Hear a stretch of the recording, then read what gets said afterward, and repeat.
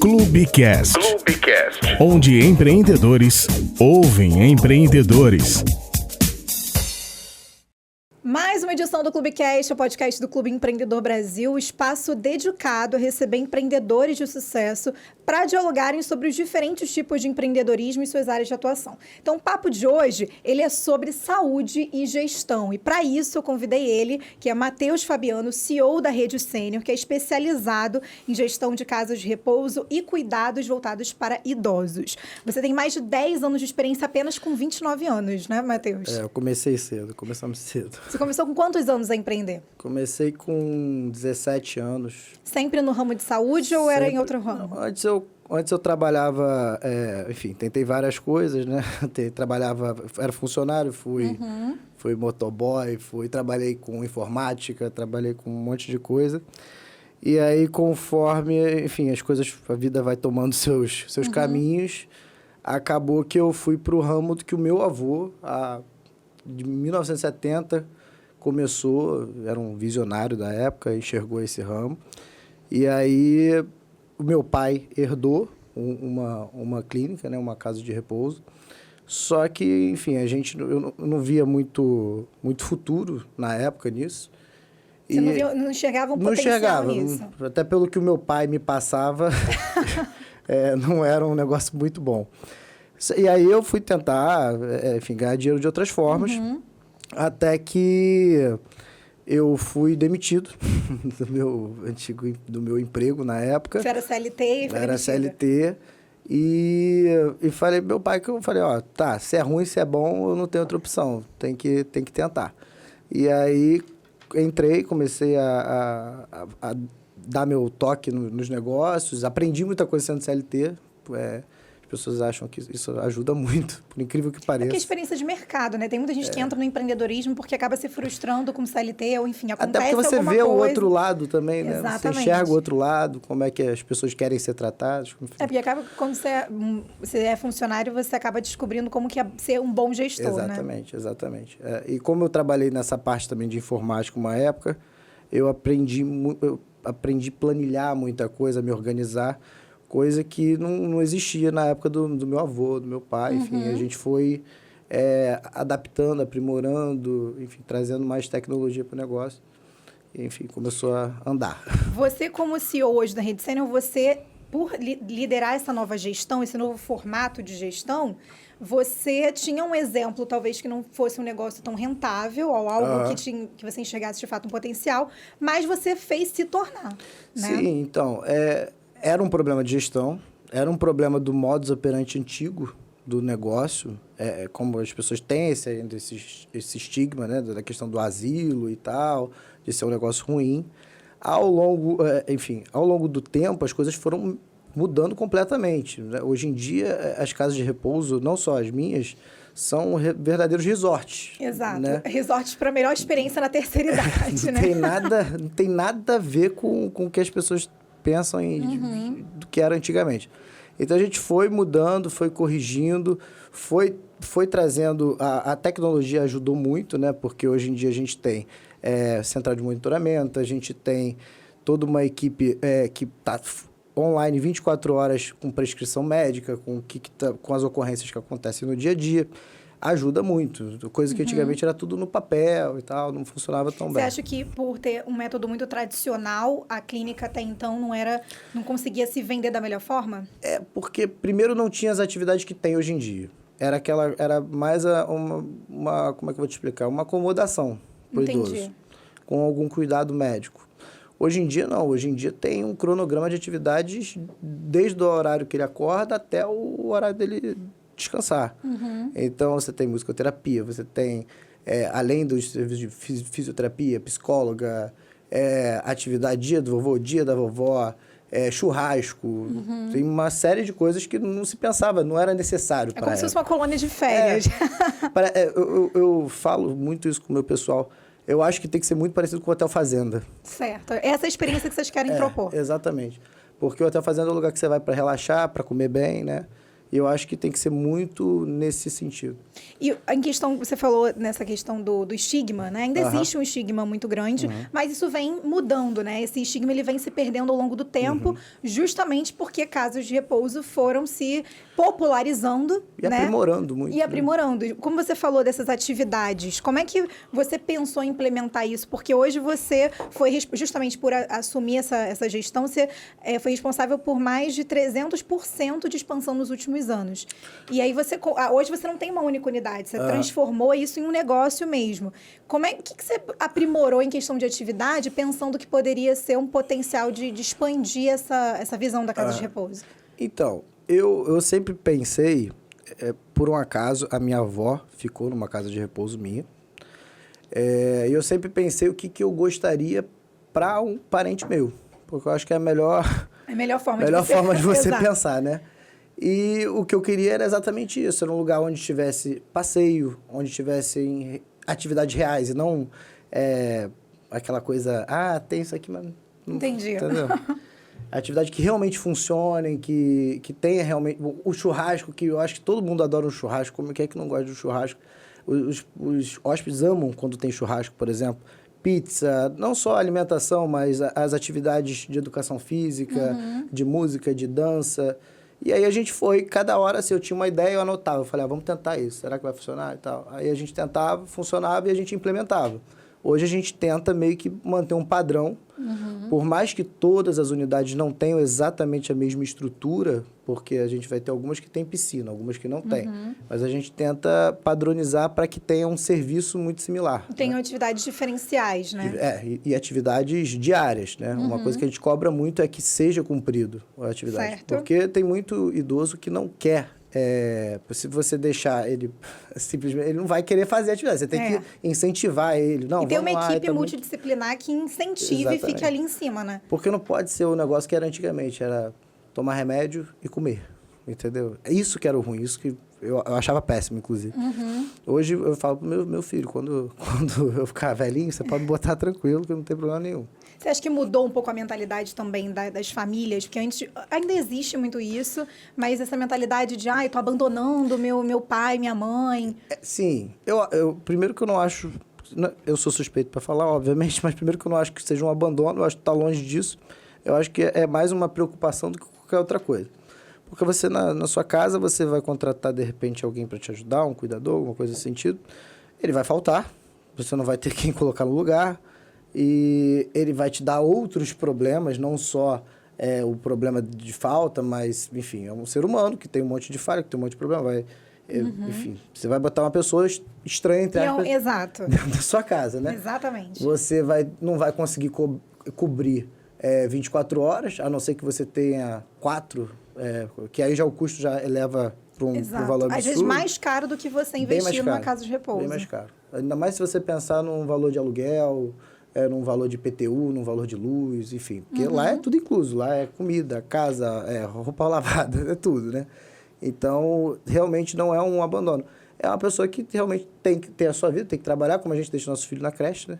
É muito similar. Você volta a ser criança, né? Exatamente. Depois de uma certa idade. Seus cuidados, eles são bem similares com uma criança que está em desenvolvimento. Exatamente. Eu acho que é isso. Eu acho que é quem realmente se preocupa... não vai se sentir culpado de... É óbvio que você tem que pesquisar, porque igual qualquer outro negócio, existem boas e existem ruins, né? Você vai pesquisar e você vai encontrar uma que esteja dentro do teu orçamento e seja um negócio bacana. Eu acho que o legal é que o slogan de vocês é Redecênio é a melhor escolha na maturidade, né? E como é que funciona, assim, para alguém que quer levar um parente para vivenciar aquela experiência ali do dia a dia, para ter uma segurança maior de deixar um pai, uma avó, enfim? Então, normalmente, a gente tem uma experiência, né? Assim 30 dias é um período de experiência, de adaptação. Para algumas famílias, isso aí tem muito... A gente conversa muito com o psicólogo, com a enfermeira. Para alguns pacientes, hóspedes, que eu prefiro chamar de hóspedes, funciona muito bem uma visita, assim, que visite todos os dias. Para outros, não. Você tem que já dar um espaçamento maior. Fazer uma vez por semana, pelo menos nesse período de adaptação. Para ver como é que ele vai se adaptar e tal. E a gente tenta trazer aquela coisa assim, da extensão da casa dele, e não de uma clínica, não de uma coisa de hospital. Exato. Coisa Ninguém gosta de hospital, né? É. Vamos combinar. É. E principalmente o idoso, que tende a ser mais teimoso. É. Você falou dessa questão desse atendimento multidisciplinar, que eu te questionei agora, e dessa experiência da casa de repouso. Quando vocês recebem essas famílias, tem muito... Hoje, a demência, ela reflete um aumento de 30% na demanda dessas casas de repouso, da busca, né?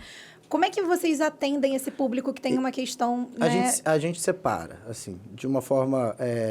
da melhor forma possível, mas, assim, o paciente que tem um grau de dependência... que não, é 1, 2, 3, né? Tem um grau de dependência maior, ou que tem uma demência, ele vai almoçar no horário X. Entendi. O outro, ele vai almoçar no outro horário, para não haver esse conflito. Normalmente são alas até separadas por conta do próprio grau de dependência, entendeu? Que fica mais fácil de você colocar lúcido com lúcido e tal. Mas na grande maioria, assim, hoje em dia, tá? Não reflete o passado. Hoje em dia, a grande maioria é lúcido orientado. O que espanta, né? Pois As pessoas, né? Eu tenho um hóspede que ele mesmo paga a mensalidade dele. Ele entra, ele sai, ele vai para onde ele quiser. É que tem mais essa independência, até porque a sociedade está envelhecendo. O índice demográfico hoje sim. aponta isso. Hein? A minha geração, talvez, porque não tem menos pessoas tendo filho e mais pessoas envelhecendo. Então, você acha que essa busca por casas de repouso, o investimento, aí, enquanto você tem 30, 40 anos, investir na velhice da melhor forma, na melhor escolha para a sua maturidade, é o caminho certo? É o caminho certo. Eu acho que, assim, pensando numa previdência privada, numa previdência pública, pior ainda, né? Que vai entrar em colapso, convenhamos. É a melhor saída, porque é incomparável. Se você botar na ponta do lápis, não dá para você fazer essa conta. É impossível você fazer essa conta. Sai muito mais barato. Você ter todos esses serviços num valor só. É muito mais em conta. Então, eu acho que é o melhor caminho. É um investimento. É um investimento. Quando você começou a assumir a liderança da Rede Sênior, que se tornou de fato uma Rede Sênior, né? Porque a princípio era uma clínica, né? Mas quando se tornou de fato, para você assumir essa liderança, o que você, de primeira, assim, você identificou que era uma necessidade primordial, assim, acho que as principais mudanças ali que você promoveu? No meu negócio, no meu caso em específico, tá? Eu tinha muito problema de gestão. Então, assim, eu tinha problemas porque, enfim, meu pai é uma pessoa maravilhosa, eu amo muito ele, mas o meu pai não era um bom gestor. E aí eu tive que organizar a parte financeira primeiro, para depois... Porque não dá pra fazer nada sem dinheiro, né? Justo. Primeiro a gente organizou a parte financeira, equilibrou os valores, enfim, acertou arrumou a casa. E aí depois que a gente começou a pensar nos diferenciais. Primeiro tinha que fazer o básico, né? O básico bem feito. Exatamente. Né? E aí depois que a gente começou a realmente implementar mudanças, a partir da segunda casa a gente já começou a ter mais atividades. Em quanto tempo você expandiu a primeira para que você tinha na questão familiar para a segunda? Foi um ano. Um ano, foi bem rápido. Foi rápido. E olha que eu paguei muita dívida, hein? Paguei muita... Mas é isso, assumir às vezes... Porque você é muito novo para ser um empreendedor de tantas unidades, né? E assumindo um negócio familiar, que normalmente você vem com aquela carga toda, aquele peso todo de má gestão. Passivo muito grande. Exatamente. Como é que foi para você assumir um negócio da família? Você tinha em mente isso? Até porque você falou no início que era algo que o seu pai provavelmente não dava um exemplo de que dava super certo, Ao contrário, né? Ele falava, fica aí ganhando teus R$2.000 e dá graças a Deus e pelo menos não tá tirando do meu. Na cabeça dele, né? Mas, cara, assim, a matemática é simples. O fato era, na época quando eu peguei, eu falei, olha, a gente tem X de receita, a gente tem Y de custo. Se a gente não mudar tudo aqui agora, é melhor fechar, porque o que fatura e o que tem de custo... O que entra de lucro não estava batendo. E, ao mesmo tempo, não se podia cobrar mais porque não era um bom... não estava sendo bem feito. Então, assim, primeiro realmente corrigiu esses erros, aí começou a melhorar, trazer... Assim, na época não existia essa questão de, por exemplo, Smart TV, essas coisas assim. A gente começou a trazer coisas que a maioria não oferecia, que eram coisas básicas, mas a maioria não oferecia, por exemplo, ar-condicionado. Era uma coisa muito básica, mas eu tô falando 10, 11 anos atrás, né? E as que ofereciam eram muito caras. Então, assim, a gente começou a oferecer um serviço bom com um preço acessível. Eu acho que isso que realmente começou a mudar. E a gente começou a crescer rápido, entendeu? Porque o que era ruim era caro e o que era bom era uma fortuna. Então, assim, a gente conseguiu fazer um meio termo. Você acha que iniciar um negócio fazendo o básico bem feito é um caminho para o sucesso? Se o serviço for bom e o preço for bom, eu acho que você não tem concorrência que te pegue, que você é imbatível, né? Quando é que você começou assim? Porque, óbvio, você tem vários serviços aqui. Questão de assistência religiosa, lavanderia, supervisão médica, piscina, academia, fisioterapia, nutricionista, enfermagem 24. São vários serviços que vocês atendem, multidisciplinar, de diferentes frentes. Porque para você oferecer isso tudo, você aos poucos foi estudando o mercado para aumentar esse custo. O mercado, assim, a verdade é que já sempre existiu exigências do negócio em si, que é a equipe multidisciplinar em si. Só que a grande maioria não seguia. Não atende, né? Não seguia. E aí a gente começou a seguir, mas o grande diferencial não é só a equipe multidisciplinar. É um serviço com bom acolhimento, com carinho, com realmente entender a dor da família, entender o que... Porque é um momento que para muita gente é muito difícil. É um rompimento, né? Querendo ou não. Eu, na época, hoje em dia, difícil eu atender, mas na época que eu atendia, eu ficava, às vezes, 3, 4 horas com uma família conversando e tal. E dar esse feedback, ainda mais no início, né? Porque a família fica muito preocupada, pô, se tá tudo bem e tal. É igual a gente, é muito igual o filho na escola, o filho na creche, né? É a mesma coisa. Então, realmente assim, se a gente tenta contratar a melhor mão de obra possível. Assim, eu não quero ninguém de cara feia, eu quero todo mundo feliz trabalhando ali porque quer. Pessoas que gostam de trabalhar com idosos. Ou você gosta ou você não gosta. Ou você não serve para aquilo, entendeu? Então, tem que ser uma pessoa... Isso é vocação. Okay.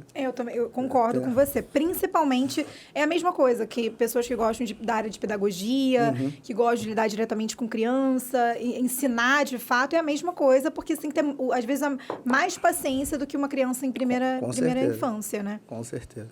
Quando vocês começaram a expandir, porque hoje vocês conseguiram, de número de unidades, de 3 para 10 e estão em expansão para outros estados. Funciona só no Rio de Janeiro, não, né? Não, o Rio de Janeiro município, a gente tem, se eu não me engano... 8 em funcionamento. Temos Niterói, Cabo Frio, que já estão em funcionamento também. Tem a Ilha do Governador, que vai abrir. E tem Belém do Pará, que já funciona já há algum tempo.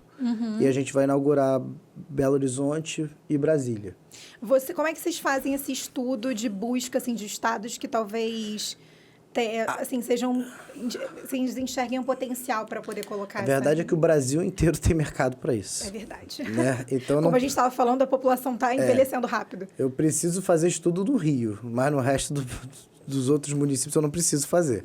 Porque é óbvio que a gente faz uma pesquisa de mercado, a gente faz uma busca prévia, de melhor localidade, né? Para ver onde tem maior quantidade de idosos, a classe A, a classe B, enfim. A gente faz esse trabalho. Mas o fato é que no Brasil, sei lá, não sei quantas cabem, 1.000, 2.000, 3.000, não sei, o Brasil é muito grande, né? Em questão desse diferencial que vocês oferecem, qual é a maior dor que vocês escutam hoje, assim, das famílias? Porque você falou que passava 3, 4 horas num atendimento direto ali. Sim. Qual é, para vocês conseguirem ofertar o melhor serviço nesse ramo, pensando naquilo que você falou, de pensar em oferecer o melhor que poderia ser para o seu próprio parente. Mas qual é a maior dor que vocês escutam de mercado, assim, hoje? Então, é o que eu falei anteriormente. O grande problema, eu não acho nem que seja só no nosso segmento, não. Eu acho que em outros segmentos também tem esse problema. Realmente, o que é bom é muito caro e o que é ruim também é caro. Assim, então, assim, como é que eu vou te explicar isso? Você sente que o básico não está sendo bem feito na maioria deles, né? Por isso que prospera muito quem faz um bom serviço com preço justo. Assim, é imbatível. Não tem como fazer diferente. Então, essa é a maior dor. Eu tô numa... Vou te dar um exemplo, que eu não posso falar nome, mas tem um concorrente. Um concorrente que ele... X, vamos com o X da questão, concorrente X aí. E eu no mesmo bairro e tal. E é uma clínica, uma casa de repouso de altíssimo padrão. Altíssimo padrão. E eles migraram para uma unidade nossa, próxima, falando, pô, lá eu tava pagando 50 mil por mês pro meu pai e pra minha mãe. Eu falei, caralho, 50 mil por mês? 50 mil por mês. Eu falei, meu Deus do céu, mas o que justifica, né? 25 mil por pessoa, né? Assim, nada. Aí ele tem o mesmo serviço, o mesmo atendimento, a mesma coisa, por menos da metade do preço. Entendeu? Então, essa que é a questão. E aí o mercado ele vai se regulando, ele vai se autorregulando. Quem não se adapta, a concorrência fez muito bem pro nosso segmento, né? Porque quem estava acostumado a ganhar dinheiro com serviço ruim, saiu fora. Sim. Porque foi melhorando. E agora realmente só fica quem é bom. Senão quebra a cara, não dá certo, vai gastar dinheiro à toa, porque existe uma concorrência. Não é como fosse... Na época do meu avô tinha, sei lá, 10 clínicas, 10 casas de repouso no Rio de Janeiro. Hoje em dia, no Rio de Janeiro, cada estado acho que tem 1.500. É muita coisa. Até porque na época do seu avô não tinha tanta gente mais idosa como hoje. Exatamente, também. Né? E também a questão da quantidade de dinheiro que as pessoas hoje têm para investir, talvez não fosse a mesma de anterior. Porque hoje em dia, envelhecer é uma questão. Envelhecer, as pessoas já estão caminhando para os seus 50, já pensando numa aposentadoria, que a gente sabe que não é um fato no nosso país, né? E que é preciso investir pensando numa possível velhice tranquila, com conforto. Quando vocês começaram a expandir o negócio de vocês em outras unidades, o que você sentiu em relação a esse atendimento direto, de oferecer diferenciais de mercado, assim, assim, similar ao que outras clínicas ofereciam, mas que não fosse tão caro, né? Mas o que você acha que pega muito nessa questão das pessoas quererem, de fato, pagar por uma casa de repouso hoje? Como é que eu vou explicar isso? Tudo... Por isso que, assim, a franquia é um negócio fantástico. Acho que, assim, as pessoas... muitas relutam com a questão da franquia, porque acham que franquia vou só dar dinheiro pro franqueador e tal. E não é assim. Porque a pessoa passa por etapas que você vai passar, vai te adiantar esse caminho, né? Você vai pular essa etapa, né? E a gente auxilia muito na parte da negociação, até da própria locação do imóvel, entendeu? Então, muitas casas de repouso são muito caras ou não são rentáveis porque elas são mal planejadas, entendeu? Se você alugar um prédio, vamos supor, por 20 mil é uma coisa, se você alugar por 70 mil é outra coisa. Então, assim, aí teu custo vai ser maior, então, essa parte da implantação que faz muita diferença. Ela vai dizer qual é a tua margem, se você colocou no lugar certo, se você fez um bom negócio. Eu vejo muita gente do meu segmento querer construir, por exemplo, do chão. Comprar um terreno e querer construir do chão. Você pode fazer, pode ficar maravilhoso, mas assim, o custo vai ser um absurdo. Porque você está construindo um imóvel, você está construindo vamos dizer assim, mal comparando, uma pousada de 30, 40 quartos. Você vai gastar muito dinheiro. E não é a nossa proposta. A nossa proposta, se não me engano, é 400 mil de investimento. Para você abrir uma franquia da Rede Sênior, né? Então, assim, essa negociação, esse estudo que as pessoas não sabem por não ser do ramo, por não ter, enfim. É a vantagem que a gente oferece, né, Jana? O que você mais aprendeu em questão de gestão, assim, pegando um negócio da sua família e transformando no que é hoje a Rede Sênior, de se tornar algo que tenha franquias, assim, não só no Rio de Janeiro, mas em outros estados? O que você, como empreendedor, com a visão empreendedora que você tem, que você viu e enxergou potencial nisso para alavancar, você acha que você aprendeu mais na prática? Eu acho assim, eu acho o Brasil maravilhoso para ganhar dinheiro, muito bom. Quem fala o contrário, eu realmente não entendo, porque é muito bom para ganhar dinheiro. Tem dificuldade, tem questões de burocracia e tal, que realmente às vezes desanima, é chato, mas o negócio é muito bom. O negócio é muito bom. O negócio realmente é um negócio do futuro, vamos dizer assim, né? Existem vários negócios do futuro. É um dos negócios do futuro. Certo. Então, tem um mercado gigante, tem uma margem que eu, sinceramente, nunca vi. Eu sei que eu sou suspeito para falar, mas eu nunca vi na grande maioria dos outros negócios que eu conheço. Entendeu? A maioria dos negócios aí, o cara tem uma margem de 8%, 15%, 20%. A gente tem margens muito boas, que chega a 30%. Né? E assim, o negócio é muito bom, é realmente querer trabalhar, né? Porque isso faz diferença, né? É porque tem muita gente que quer empreender, não sabe como, mas também não sabe o mercado, não estuda o mercado para entender o que está em alta, o que de fato tem potencial para você se tornar um franqueado, por exemplo, e criar o próprio negócio. Você acha que tem muita gente querendo criar o próprio negócio do zero, mas não sabendo com que empreender? Cara, é muito difícil. Eu mesmo, ao longo dessa minha trajetória, eu tentei fazer outros negócios. E não é que assim, eu sei da minha capacidade, mas não é que eu não sou capaz, mas você quebra a cabeça, até você acertar, até você entender o negócio, você toma muita porrada. Então, assim, eu falei, não, deixa eu ficar no meu negócio, que é o que eu entendo que é melhor, né? Então, você tentar um negócio do nada, que eu não sei se você tem alguma vocação ou se você tem algum estudo que possa te auxiliar, porque faz sentido uma enfermeira abrir uma franquia ou uma casa de repouso. Faz sentido uma nutricionista, um médico. Tem algo a ver, vai diminuir custo em algum sentido, vai ajudar. Mas não faz sentido outras profissões, entendeu? Você acha que tem que ter uma ligação, às vezes, com que você tem propósito? Assim, tem que ter ligação e você tem que ter força de vontade, né? Porque se você não tiver força de vontade, não tiver... Todo negócio tem problema.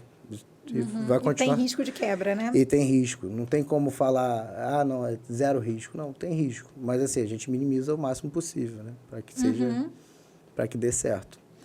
Era um ramo que você tinha na sua família, em questão de... E a gente fala muito aqui no Clubecast sobre empreendedorismo, de diferentes áreas de atuação, e no seu caso, especificamente, é voltado para o setor da saúde e gestão nisso. Tem vários outros tipos de empreendedorismo que a gente já lidou aqui direto, de diversas facetas, assim, possíveis.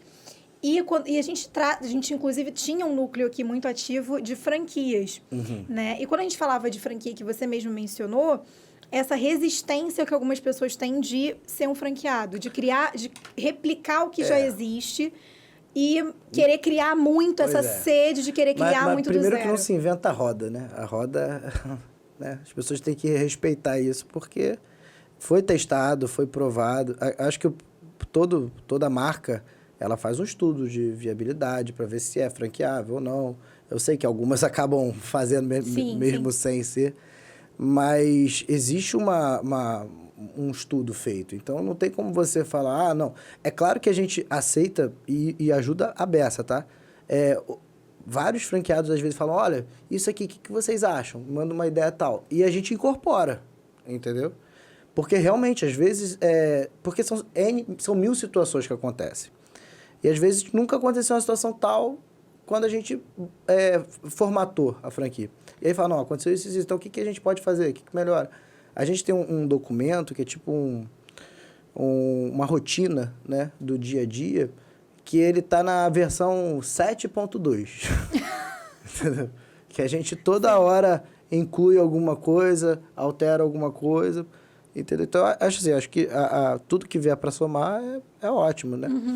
Mas tem que seguir o script. Né? Essa questão de vocês tornarem um negócio como a Rede Sênior de possível de ser abertas outras franquias disso. Porque até então estava sob gestão sua e da sua família. Como é que foi você conseguir conceder franquia para que isso se expandisse e saísse um pouco da tua gestão direta? Assim, a primeira é sempre um teste, né? A primeira a gente vê o que vai acontecer, porque é um negócio muito específico, diferente do ramo de alimentação, diferente, é realmente um negócio específico que tem as suas peculiaridades. E a maior prova disso foi porque a primeira foi em Belém. Então, assim, longe de a beça. Então, quando a gente fez a de Belém e viu que deu certo, falei, caraca, esse modelo se aplica em Belém e funciona bem. Ali que eu falei, não, beleza, vamos seguir, porque dá pra fazer. Se funcionou em Belém, vai funcionar em qualquer lugar. A quilômetros de distância. Ali que a gente viu que realmente era franqueável. Porque até então, a minha ideia nem era franquia, era ter a rede própria, não era abrir. Você queria que tivesse sobre a sua tutela, né, no caso. Exatamente. Só que aí eu comecei a ver que era impossível. Não tinha como gerir tanta... Porque não tem um braço também para isso, é impossível. Não tem como você você não é onipresente. Onipresente, exato. Não tem como. Mas quando você abre no caso, você tem que confiar muito nessa pessoa que vai abrir essa outra franquia, porque está levando o teu nome para outro lugar. Sim. E fazer com que essa pessoa entenda a cultura do teu negócio. Sim. Assim, existem muitas regras que têm que ser seguidas, né? E se não forem seguidas, a gente, enfim, aplica a penalidade que tiver que aplicar. Mas a gente estuda o perfil da pessoa, para ver se ela realmente tem aptidão, se ela quer, se ela vai trabalhar, entendeu? Porque ter dinheiro não basta, né? Ter dinheiro só... Você ficou com receio de, por exemplo, porque quando tá embaixo da tua asa é uma coisa, mas aí você tá embaixo da asa de outra pessoa que você tem que confiar o teu nome, é difícil. Sim. Você chegou a ter medo de ter alguma dor de cabeça com a reputação da rede sênior de alguma forma? Assim, receio a gente tem, né? Mas... Isso nunca foi um impeditivo. Mas não, eu acho assim, que bem treinado, bem explicado... as pessoas seguindo... Porque, assim, o manual do franqueado é um negócio assim que eu sempre reclamei muito, porque ele é uma bíblia, ele é um negócio gigante. E, na prática, ninguém lê aquilo. Não é nem 13 páginas, talvez. Não. O meu não sei dos outros, mas o meu é uma bíblia. Ninguém lê aquilo ali, sabe, à risca.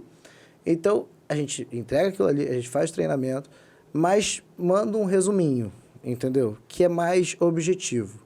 Para a pessoa realmente, aquilo ali, a pessoa tem que ler, entender e ter de cor. De filtrar o que é realmente importante. E aí a gente... E tem a reciclagem também, de 6 meses, porque existe também troca, né, de equipe, e você precisa fazer o treinamento novamente e tal, não sei o quê. Mesmo até muitas vezes troquei minha enfermeira. Não deu 6 meses, mas aí a gente manda alguém fazer o treinamento, porque é importante. Hoje são quantas pessoas, assim, trabalhando, de fato, diretamente com esse controle das outras franquias e dessas unidades? Então, hoje a gente tem, trabalhando hoje na rede, deve ter mais ou menos uns 800. Nossa, é muita gente. Por aí, Numa unidade básica, assim, uma unidade simples, são quantos funcionários ali? Então, gira em torno de 40, 40 profissionais. Mas a gente tem outros profissionais que não trabalham diretamente, né? A gente tem desde a parte da franqueadora também, né? Que faz a parte de auditoria, faz parte de treinamento, faz parte de marketing, enfim. Então, tem várias outras pessoas envolvidas. É mais terceirizado, né, no caso? Mais terceirizado. E uma unidade de vocês, da mais simples, assim, são quantos hóspedes que vocês conseguem? Então, a nossa média é de 30 a 60 pacientes, hóspedes ou pacientes, enfim. De 30 a 60. A gente tem mais casas grandes do que pequenas. Certo. Tá? É um perfil que a gente escolheu, pelo estudo que eu fiz na época, eu entendi ser mais interessante ter casas maiores do que casas pequenas. Porque eu sempre entendi que a margem ficava muito apertada. E aí o teu lucro, dependendo se você tivesse uma casa, vamos supor, de 20 hóspedes, se você perdesse 5, você estava no vermelho. É tipo isso, entendeu? Então, eu sempre optei por ter negócio com uma quantidade maior. Dá mais trabalho, obviamente, mas também dá mais lucro, né? E sempre pensando em hotéis, pousadas, coisas que já têm um layout parecido com o que a gente precisa. Quando você fala de hotéis e pousadas, que você assim, de fato, você se espelhou na experiência de uma pousada, de um hotel fazenda para promover dentro da sua casa de repouso. Sim. Né? E aí você teve, mas de qualquer forma, você teve que aprender sobre gestão em saúde. Sim. Né? Em questão voltada para a saúde da terceira idade. Como é que foi esse teu processo? É claro que a gente, né, contrata pessoas capacitadas, porque a gente eu nunca fui da área médica, eu não sou médico, nunca estudei medicina. É claro que com o tempo você acaba virando um pouco médico, um pouco advogado, um pouco enfermeiro, um pouco de tudo. Um pouco de tudo. Você vai aprendendo na prática algumas coisas, mas contratando pessoas capazes, pessoas... assim, o primeiro médico que trabalhou comigo era um excelente médico. Infelizmente não trabalha mais comigo, mas super competente. Ele me deu uma aula na época, né? Ele hoje em dia deve ser major do Exército, não sei qual é a patente mais alta do Exército. Enfim, super competente. E ele me ajudou muito, assim, nessa parte médica, né? De contratar bons profissionais, entender se... Existe também na nossa entrevista, a gente faz algumas provinhas para ver como é que tá, se a pessoa tá apta, de fato, né? Porque ela tá lidando diretamente com a terceira idade, né? E como você falou, acho que é contratar pessoas que gostam de trabalhar com pessoas da terceira idade. Porque senão a gente acaba vendo que muito acontece. Né? Pessoas que são despreparadas, enfim. Sim. E quando esse processo de você admitir esses profissionais da área de saúde, principalmente, como é que é feito isso? É uma empresa terceirizada? Não, vocês fazem a gente tem a primeira seleção é sempre a franqueadora que faz, né? A primeira seleção. Ao longo disso, a reposição disso, a gente tem um manual e tem uma provinha. Tem a entrevista também verbal com a pessoa, para ver como é que ela é, se é uma pessoa educada, se é uma pessoa... enfim. E aí ela faz essa provinha. Ela tem que acertar 70%, tem que tirar nota 7, né? Se não tirar 7, já vai embora. Eliminatória. E são questões básicas. Porque, assim, infelizmente, e aí as pessoas não entendem isso, os cursos, o que tem hoje em dia para técnica de enfermagem, para auxiliar de enfermagem, para cuidador de idosos, eles são muito ruins. Existem cursos bons, tá?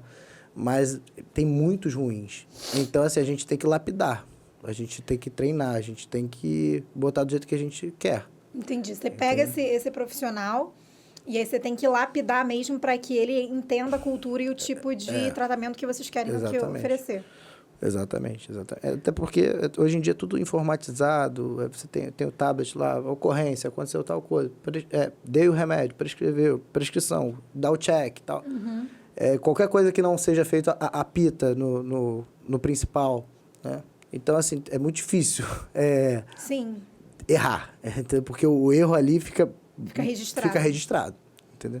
E isso foi uma coisa que vocês pensaram também, né? Até a própria central de monitoramento, porque a gente sempre teve CFTV, mas nunca teve alguém olhando 24 horas.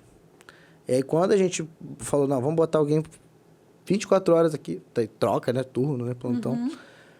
E, vai ter um custo, tudo bem, mas eu acho que esse custo vai ser irrelevante perto dos benefícios que a gente vai ter.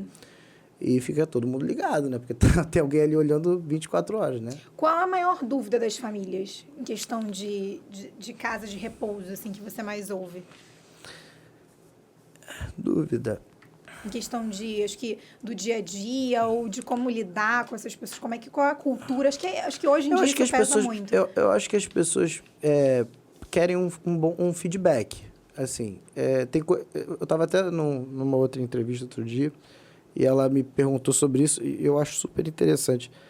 Hoje em dia tem um aplicativo que você entra que muita creche tem, que você vai recebendo diariamente foto do que seu filho comeu, do que... tipo um monitoramento bem... Eu quero aplicar isso pra gente, 24 horas, né? Pra pessoa ter um feedback de como é que tá, se tá bem, se comeu bem, se tá bem alimentado, se tá se sentindo bem, se tá feliz, se tá triste, enfim. Eu acho que é isso que as pessoas mais procuram, a maior dúvida que elas têm. Tá, mas e aí, como é que vai ser? Como é que... pra ela pra ter um conforto, né?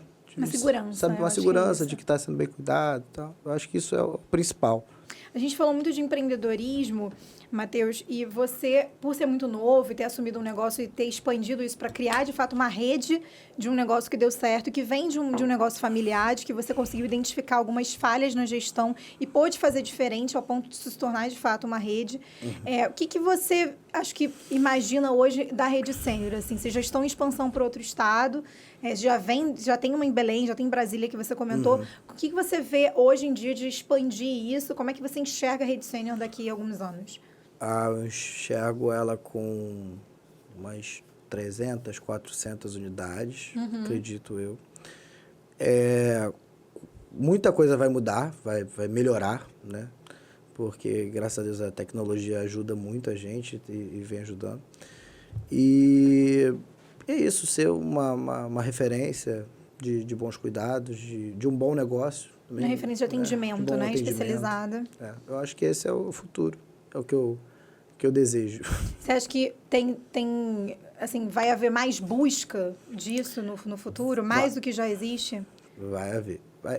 Vai mudar um pouco, porque como nos Estados Unidos, por exemplo, já funciona completamente diferente, mas vai aumentar consideravelmente o negócio em si, né? Como nos Estados Unidos tem um condomínio chamado Sun Valley, ele é um condomínio só para idosos, né? Todo adaptado, são casas lineares, com academia, com mercado, como se fosse um Zona Sul, assim, dentro é bem, bem, bem legal. E eu acho que vai puxar um pouco para essa vertente, né? E vai mudar um pouco, mas vai continuar crescendo. Vai continuar crescendo. Eu acho que mudando também essa questão da forma como a qualidade de vida ela chega para esse público que tende a ser o mais comum, né? Porque a nossa população, infelizmente ou felizmente, está envelhecendo muito rápido. Felizmente, né? Bom que a gente está vivendo mais. Acho que exato. Acho que é isso. Acho que aponta que a gente está vivendo mais e melhor, porque significa que a gente está conseguindo chegar a essa terceira idade com um atendimento, de um atendimento que é assistido, né? A gente consegue ter uma assistência maior nisso. Eu vou pedir para você olhar para essa câmera aqui e dar um depoimento em relação a chamar essas pessoas que são empreendedoras, principalmente do setor de saúde e de gestão, que estão se especializando nisso ou estão entrando nesse ramo, mas que não tenha só o olhar do empreendedor, mas também o olhar de fazer o próprio negócio de uma forma diferente, que promova algo diferente, como a Rede Sênior vem promovendo na vida de tantas famílias. Bem, convido vocês a conhecerem a Rede Sênior ou qualquer uma das nossas unidades, entender melhor o negócio, como que funciona. Eu acho que vocês vão se surpreender com como o negócio é, além de lucrativo, prazeroso.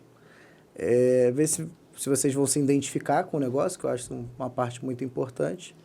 E você vai ser muito feliz, né? Eu acho que é isso, você atribui a felicidade, assim, a questão porque a gente vê a velhice como um olhar muito triste, né?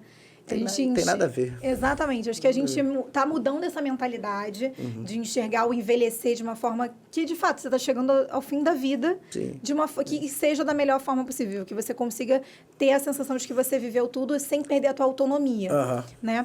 Matheus, Jorge, muito obrigada por esse bate-papo. Eu acho que esclareceu muita coisa sobre essa questão de empreendedorismo no ramo da saúde. Você pegou algo que vem da tua família em questão do empreendedorismo, entendeu as falhas ali na gestão que poderiam ser implementadas de uma forma diferente e fez a diferença com isso. Isso é empreendedorismo na veia, né? E é muito uma tecla que a gente bate aqui no Clubecast. Tá bom, muito obrigado. Foi um prazer. Foi ótimo. Mais uma edição do Clubecast, a gente convidando empreendedores de sucesso para dialogarem sobre empreendedorismo e mostrarem sua atuação de fato, trazendo diferencial para o mercado de atuação, que hoje a pauta foi sobre gestão no mercado da saúde. Até o próximo episódio. Tchau, tchau. Tchau, tchau.